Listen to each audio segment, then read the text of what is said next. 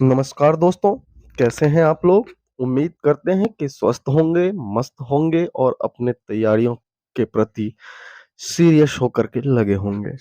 दोस्तों, हमारा आज का जो टॉपिक है, उसका नाम है संगम युग, जो दक्षिण भारत से संबंधित है। दोस्तों, संगम युग हम उस युग को कहते हैं जब दक्षिण भारत के क्षेत्र में तमिल कवियों का संगम का आयोजन होता था और इसकी अगर हम अवधि की बात करें तो ये 300 ईसा पूर्व से 300 ईस्वी के बीच की अवधि थी। वास्तव में संगम दक्षिण भारत के क्षेत्र में रहने वाले विद्वानों और कवियों का एक सम्मेलन होता था,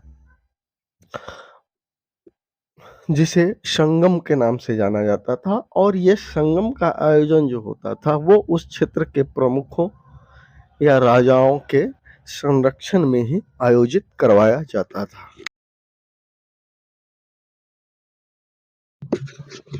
दोस्तों, अगर इन संगम के आयोजनों से संबंधित तथ्यों को देखें तो हमें पता चलता है कि इन समय में 3 संगमों का आयोजन किया गया था और ये आयोजन जो है वो पांड्य वंश के राजाओं के संरक्षण में किया गया था। दोस्तों, इन सम्मेलन में तमिल कवि एवं विद्वान एकत्र होते थे तथा प्रत्येक कवि अथवा लेखक अपनी रचनाओं को संगम के समक्ष प्रस्तुत करता था। कवियों तथा लेखकों के द्वारा अपनी रचनाओं को संगम के समक्ष प्रस्तुत करने के बाद संगम में उपस्थित विद्वानों के द्वारा उन साहित्यों पर विचार विमर्श किया जाता था तथा उन ग्रंथों या रचनाओं को स्वीकृति के लिए अपनी अनुमति देता था।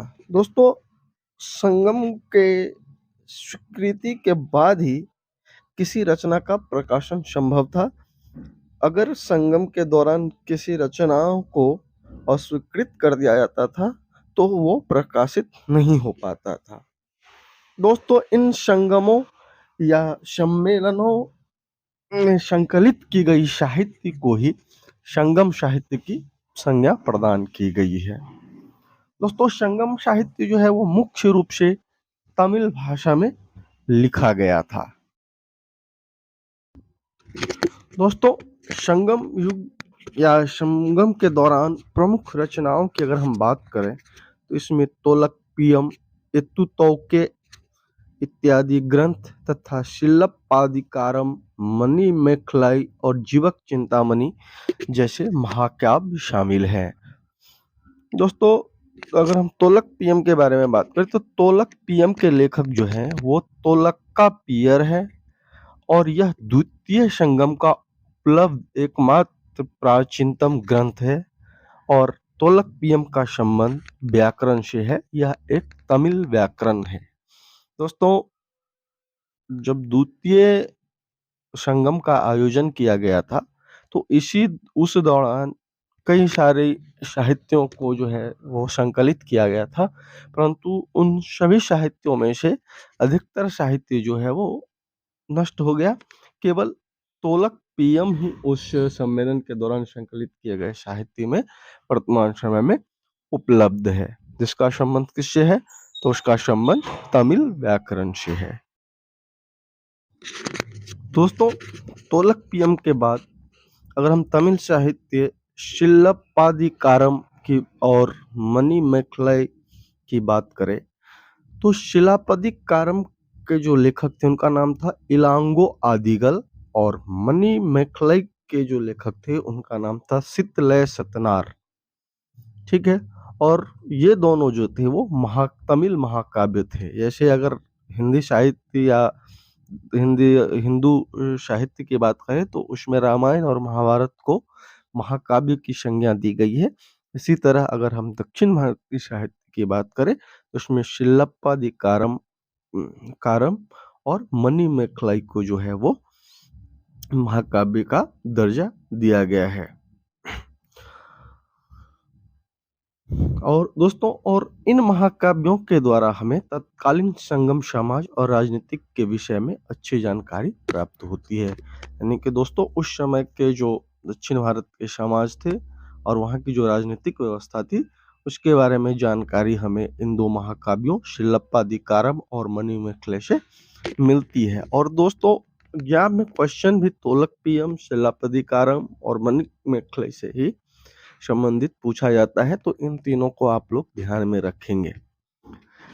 दोस्तों इन्हीं साहित्यों में वर्णित संदर्भों के आधार पर हमें जानकारी मिलती है कि संगम युग के दौरान दक्षिण भारत पर 3 राजवंशों ने राज किया, जिसका नाम था चेरो, चोलो और पांड्य।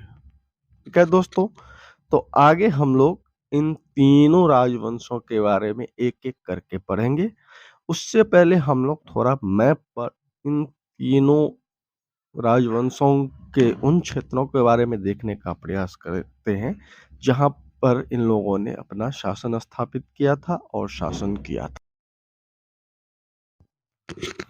दोस्तों इस वक्त आपको स्क्रीन पर दक्षिण भारत का मैप दिख रहा होगा और इस मैप में अगर आप देख पा रहे होंगे कि दक्षिण भारत का जो उत्तर और पूर्व का इलाका था उन इलाकों में चोल वंशों का राज्य था, तथा अगर उसके नीचे हम आते हैं तो देख जो दक्षिण और पूर्व का इलाका था उस इलाके में पांड्य वंश का राजवंश था। और अगर हम इधर पश्चिम की तरफ आते हैं तो हम देखते हैं कि दक्षिण भारत का जो उत्तर और पश्चिम का हिस्सा है उन क्षेत्रों पर चेरों का राज्य स्थापित था।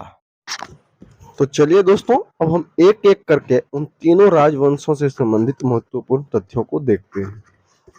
दोस्तों आप लोग मैप पर देख चुके हैं कि चेरो राज्य जो था वो किस क्षेत्र में अवस्थित था। तो अगर वर्तमान समय की हम बात करें तो वो केरल के मध्य और उत्तरी हिस्सों तथा तमिलनाडु के कोंगू क्षेत्र को नियंत्रित किया। यानी चेरो शासक जो थे उनका जो राज्य क्षेत्र था वो केरल और तमिलनाडु राज्यों, वर्तमान समय के केरल और तमिलनाडु राज्यों के आसपास के क्षेत्रों में विस्तृत था। अगर हम चेरो राज्यों की राजधानी की बात करें तो इनकी राजधानी वांजी थी तथा पश्चिमी तट की मुसिरी और टोंडी के बंदरगाह उनके नियंत्रण में थे। यानी कि पश्चिमी घाट वाला हिस्सा जो है, यानी भारत का जो पश्चिमी हिस्सा है नीचे की तरफ दक्षिण भारत में, उसको हम लोग पश्चिमी घाट बोलते हैं। तो उस क्षेत्र में उस समय में 2 बंदरगाह हुआ करता था, टोंडी और मुसिरी। इन पर चेर लोगों का क्या था, नियंत्रण था उन बंदरगाहों पर। इसके अलावा दोस्तों हर राज्य का अपना एक प्रतीक चिन्ह होता है, अभी भी होता है। जैसे भारत सरकार का भी प्रतीक चिन्ह है अशोक स्तंभ का ऊपर वाला हिस्सा। तो इसी तरह से इन दक्षिण भारत के इन तीनों राज्यों का भी अपना अपना प्रतीक चिन्ह होता था, जिसमें चेरो शासकों का जो प्रतीक चिन्ह होता था वो धनुष बाण था, जो आपको ऊपर चित्र में दिख रहा होगा। उनका फ्लैग दिख रहा होगा और उस पर उनके राज्य का प्रतीक चिन्ह तीर और धनुष या तीर या धनुष या बाण था। दोस्तों ईसा की पहली शताब्दी के पुगलूर शिलालेख से चेर शासकों की 3 पीढ़ियों की जानकारी मिलती है। यानी कि जिन क्षेत्रों में चेर लोगों का शासन था वहां एक जगह है पुगलूर, और वहां पर ईसा की पहली शताब्दी मतलब ईस्वी की जो शुरुआत हुई उस समय का एक अभिलेख मिला है, शिलालेख मिला है, जिससे हमें ये जानकारी मिलती है कि चेर वंशों के शासन के अंतर्गत जो है सो 3 राजा हुए थे। दोस्तों प्राप्त साक्ष्यों के आधार पर अगर बात करें तो अभी तक जो उपलब्ध साक्ष्य मिले हैं उनसे ये ज्ञात होता है कि चेर राजा का जो व्यापारिक संबंध था वो रोमन साम्राज्य के साथ था, और उन्होंने इस संबंध व्यापारिक संबंध रहने के चलते एक रोमन देवता अगस्टस का मंदिर का निर्माण भी करवाया गया था। और इससे संबंधित क्वेश्चन 67th बीपीएससी री एग्जाम जो हुआ था उसमें पूछा भी गया था। ठीक है दोस्तों, आगे बढ़ते हैं। तो इस वंश का, चेरो वंश का जो सबसे महान शासक हुआ उनका नाम सेनुगुट वन था, जिसे शेंगुत वन या लाल चेर या अच्छे चेर भी कहा जाता था। दोस्तों सेनगुट वन के द्वारा अपने राज्य में एक प्रथा चलाई गई थी जिसे पत्नी पूजा या कन्नगी पूजा कहा जाता था। यानी कि उन्होंने एक ऐसी प्रथा चलाई थी जिसमें पत्नी की पूजा की जाती थी और उसे पत्नी पूजा या कन्नगी पूजा कहा गया। दोस्तों अब हम संगम युग के दौरान शासन करने वाले दूसरे वंश के बारे में पढ़ेंगे जिनका नाम चोल था। दोस्तों इस वंश के अगर शासन के क्षेत्र की बात करें तो इनका जो मुख्य क्षेत्र था वो कावेरी डेल्टा के आसपास का क्षेत्र था जिसे चोल मंडलम के नाम से भी जाना जाता था। अगर इस वंश की राजधानी की बात करें तो चोल वंश की राजधानी जो थी वो उदयपुर थी, जिससे बाद में जब इस वंश का शासक करैकल बनता है तो वो एक नगर कावेरी पत्तनम या जिसे पुहार नगर भी कहा जाता है की स्थापना करता है और राजधानी को उदयपुर से स्थानांतरित करके कावेरी पत्तनम या पुहार लेके चला जाता है। दोस्तों अगर इस वंश के सर्वाधिक महत्वपूर्ण शासक की बात की जाए तो इस वंश का सर्वाधिक शासक जो था उनका नाम कराइकल था। इसके बारे में विभिन्न संगम साहित्य की कविताओं में बेनी के युद्ध का उल्लेख मिलता है और इस युद्ध के बारे में कहा जाता है कि कराइकल ने पांड्य तथा चेर सहित 11 राजाओं को पराजित किया था। इस प्रकार कराइकल को उसके सैन्य उपलब्धियों ने उसे पूरे तमिल क्षेत्र का अधिपति बना दिया। दोस्तों अगर हम चोल वंश के प्रतीक चिन्ह की बात करें तो इस वंश का प्रतीक चिन्ह बाघ था जो आपको फ्लैग में दिख रहा होगा। इसके अलावा चोलों के पास सबसे महत्वपूर्ण चीज जो थी वो एक नौसेना भी थी और वो काफी उन्नत अवस्था में थी। इसके साथ ही करैकल ने अपने शासनकाल में व्यापार और वाणिज्य के क्षेत्र में भी काफी उन्नति किया और अपने क्षेत्र को व्यापार और वाणिज्य संपन्न बना दिया। दोस्तों इसी क्रम में आगे बढ़ते हुए अब हम संगम युग में दक्षिण भारत पर शासन करने वाले तीसरे और आखिरी वंश के बारे में पढ़ेंगे। तो तीसरा वंश जो था वो पांड्य वंश था जो हम पहले भी बता चुके हैं। पांड्य वंश का अगर प्रशासनिक क्षेत्र देखें जिन क्षेत्रों पर इनका शासन था तो ये दक्षिण भारत के दक्षिण और पूर्व वाला हिस्सा जो है इन क्षेत्रों में इनका शासन था जिनको मैं मैप में आप लोगों को दिखा चुका हूँ। अगर इसकी राजधानी की बात करें तो इनकी राजधानी कोरकई थी और तमिल संगमों की जो बात है हमने की है तो 300 ईसा पूर्व से 300 ईस्वी के बीच में दक्षिण भारत में जो संगमों का आयोजन किया किया जाता था वो पांड्य वंश के शासकों के संरक्षण में ही इन तीनों संगमों का आयोजन किया गया था। दोस्तों पांड्य वंश का पहला उल्लेख जो है वो मेगास्थनीज के द्वारा किया गया था और उन्होंने अपना उल्लेख में पांड्य राज्यों को मोतियों के लिए प्रसिद्ध बताया था। इसके अलावा कालभ्रष्ट नामक जनजाति के आक्रमण के साथ ही पांड्य की शक्ति जो थी वो छीन हो गई, क्षय हो गई और धीरे धीरे ये राज्य जो है अपनी समाप्ति की ओर बढ़ने लगा। नल्लीवकोडन संगम युग का अंतिम ज्ञात पांड्य शासक माना जाता है। अभी तक जो जानकारी उपलब्ध है उसके आधार पर नल्लीवकोडवन जो है वो अंतिम पांड्य शासक था। दोस्तों आगे बढ़ते हैं और संगम युग के दौरान राज्य करने वाले वंशों के राजनीतिक और प्रशासनिक व्यवस्था के बारे में जानने का प्रयास करते हैं। दोस्तों संगम काल के दौरान वंशानुगत राजतंत्र का प्रचलन था, यानी कि पावर जो है वो पिता से पुत्र को ट्रांसफर होता था, जो कि नॉर्मली हम राजतंत्र के अंतर्गत देखने को मिलता ही है कि राजतंत्र में राजा का बेटा ही अगला शासक बनता है, अगला राजा बनता है।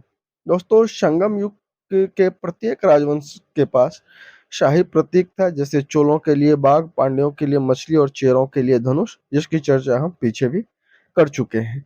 इसके अलावा राजा की शक्ति पर 5 परिषदों का नियंत्रण था जिन्हें 5 महासभाओं के नाम से जाना जाता था, यानी कि राजा कोई भी निर्णय जो है वो इन 5 परिषदों से विचार विमर्श या स्वीकृति लेने के बाद ही कर पाता था। राजा को किसी भी निर्णय के लिए इन 5 परिषदों से विचार विमर्श करना अनिवार्य था, आवश्यक था।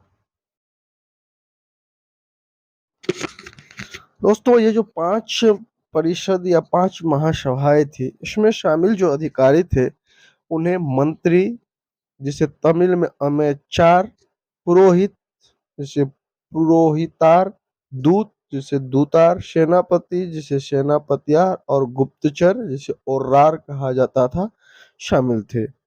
इसके अलावा सैन्य प्रशासन का संचालन जो है वो काफी कुशलता पूर्वक किया जाता था और प्रत्येक शासक के साथ एक नियमित सेना जुड़ी हुई थी। एक प्रत्येक शासक के पास जो है वो एक रेगुलर आर्मी हुआ करती थी।